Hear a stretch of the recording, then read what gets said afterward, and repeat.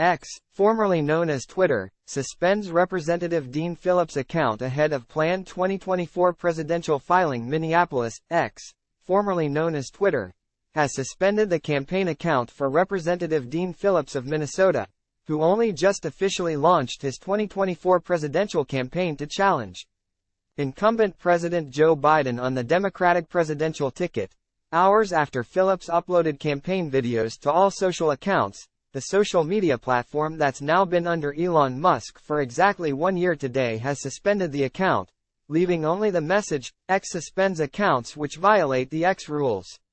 Time equals 400 ms. Greater than. It's still a few hours before Phillips is expected to put pen to paper in New Hampshire, ahead of the deadline to appear on the state's primary ballot. Phillips' campaign accounts on Facebook and Instagram remain active, and it's not immediately clear what X rules the account may have allegedly violated. Time equals 400 ms. Greater than. Phillips, 54, recently sat down with CBS News chief election and campaign correspondent Robert Costa in an exclusive interview for CBS Mornings to discuss his intentions to challenge Biden in 2024. "I think President Biden has done a spectacular job for our country," Phillips said. "But it's not about the past. This is an election about the future." Read more. What to know about Representative Dean Phillips, the Minnesota Democrat challenging Joe Biden in 2024. Phillips told Costa he has studied polling data and is alarmed about the prospect of former President Donald Trump beating Biden, should the 2024 election end up becoming a rematch of the 2020 race. He said at 80 years old, "It's time for Biden to step aside for a new generation of Democrats to lead the party. I will not sit still and not be quiet in the face of numbers that are so clearly saying that we're going to be facing an emergency next November," Phillips said. Time equals 400 ms. Greater than. The early inklings that Phillips would pursue a primary challenge against Biden have been in the works for months, but moved into hyperdrive when he stepped down from his role as co-chair of the Democratic Policy and Communications Caucus, DPCC, at the start of the month.